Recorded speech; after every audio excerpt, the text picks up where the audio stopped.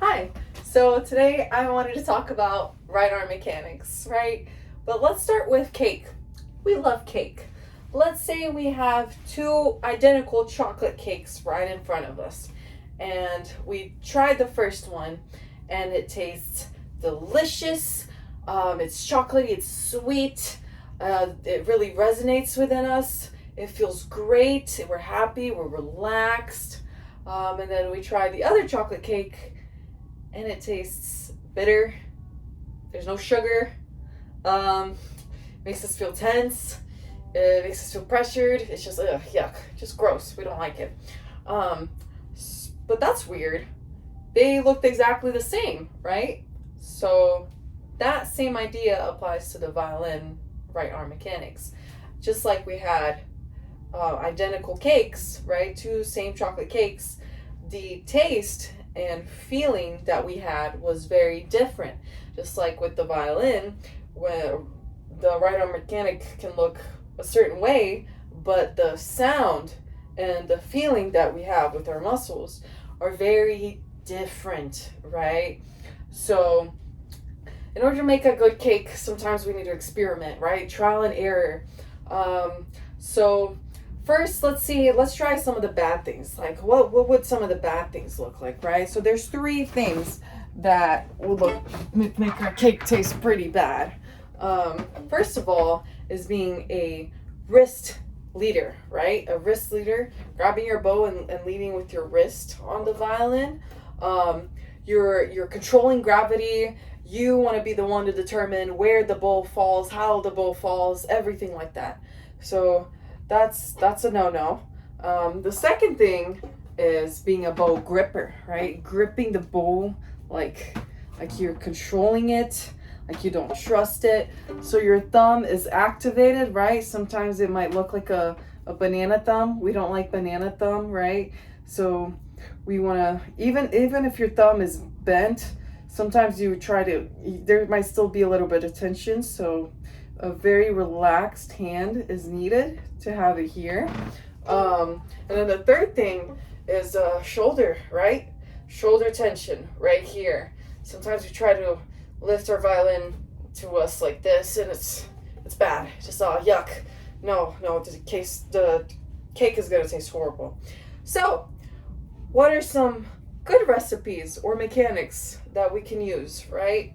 Foundationally, violin is a very unnatural instrument, right? We want to make it as natural and relaxed as possible. So let's start with our shoulder relaxed, right? Let's have our shoulders relaxed, our core engaged, and then let's do a chicken arm right here, and keeping the shoulder relaxed, right? Core activated. Let's lift it. Let's lift our elbow right here, right? Good. Let's keep the hand relaxed as well. And let's bring it off to the side. Now, this is a little too below for the violin, right? We want to bring it up.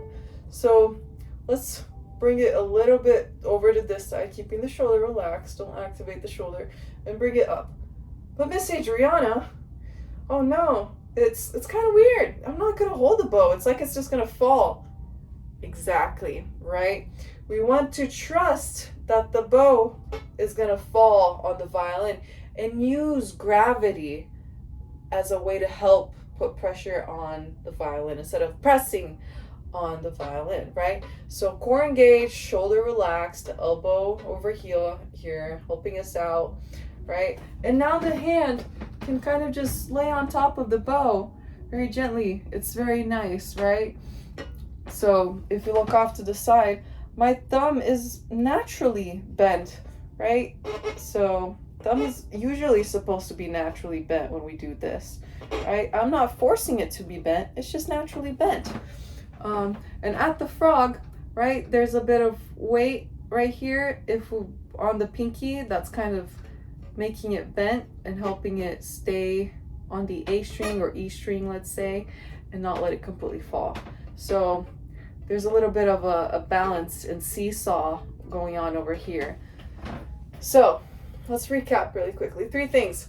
So we're leading more with kind of the arm itself, like elbow mechanic, right? We are also not gripping the bow. We are letting it be relaxed on the violin, right? At the frog, it's kind of a pinky. It's holding the weight of the bow. And then as we go to the tip, there's a little bit of pronation right here of turning, right? Even naturally, if you were to take the bow away, you have the hand going on here, right? Elbows are here, and then shoulders relaxed. And then if we were to extend using this right here, naturally our hand turns. So that turn right there is what's going to lead to a little bit of pressure on the tip to keep the sound and tone consistent, right? We're not pressing it down by using our wrist. We're letting this rotation of the hand become a help for us. All right. And then we go back to the frog, and because the frog is so tight, naturally it's going to have more pressure. Great. So shoulder relaxed, elbow a little bit more engaged, and then wrist and fingers just not grabbing, balancing, trusting the violin. So these are all great recipes to create a resonantly delicious cake and violin sound. Now, when making a cake, it requires a little bit of patience, right? So you want to experiment, be patient with yourself to find the right sound and feeling that you get. If you're transitioning from some of the recipes that are not so good to some of the good recipes, it's about first figuring out what is a good feeling. What would it be like? First finding that out. And once you understand it, then you have to mindfully kind of reinforce it every time. It's going to be a vote towards the right direction, right? And every time you do that, it's going to become more of a natural and habitual feeling for you. So yeah, these are a little bit of the tools to help you make a good cake. Hope this helps. Good luck.